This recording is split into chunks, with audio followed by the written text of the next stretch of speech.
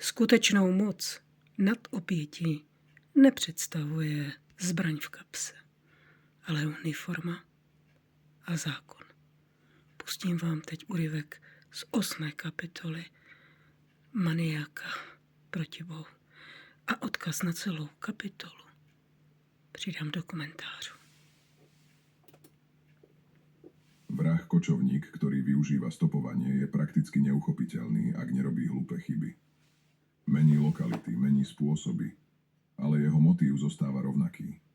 Totálna moc nad obeťou v podmienkach úplnej anonymity, diaľnice. Dworkin sa potuloval 4 mesiace. Podľa jeho slov navštívil územie Ruska ako aj územie zväzových republik Sovietskeho zväzu. Gruzínsko, Ukrajinu, Moldavsko, Bielorusko, Estónsko, Litvu, Lotyšsko. Spal na okrajoch ciest, komunikoval s cudzími ľuďmi, prekračoval kaluže krvi. Kto vie, koľko takých Jane Doe mohlo zostať na jeho trase? Ale skutočnosť, že v histórii kriminalistiky existujú desiatky sériových vrahov stopárov, ktorých sa nikdy nepodarilo chytiť, núti pozerať sa na jeho mladícke dobrodružstvá úplne inými očami. Cesta vie uchovávať tajomstvá lepšie ako akýkoľvek trezor.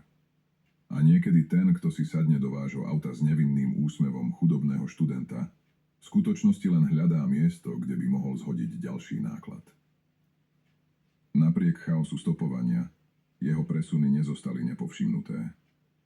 Bezpečnostné orgány, najmä v tých rokoch, s osobitnou záľubou sledovali akékoľvek potulné živly a Dworkin sa nevyhnutne dostal do ich zorného poľa.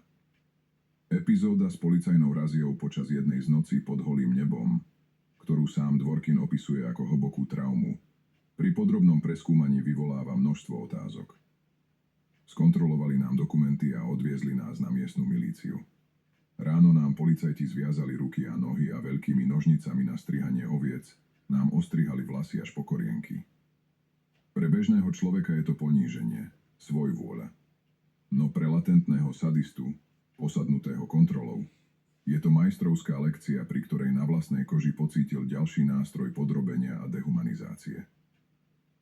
Navyše to nie je prvý prípad s bezpečnostnými orgánmi, kde Dworkin, aspoň vo svojej verzii udalostí, vystupuje ako obeť.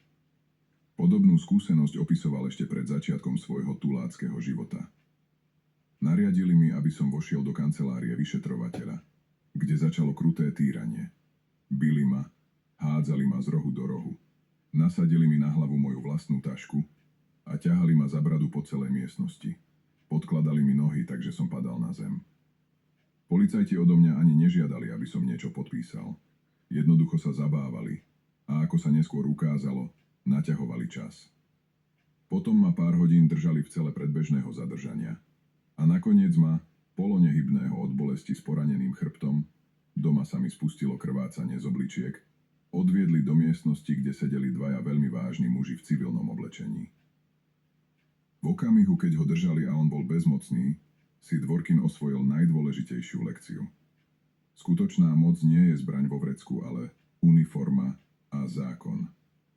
A ešte lepšie je, keď sú uniforma a zákon podriadené tebe.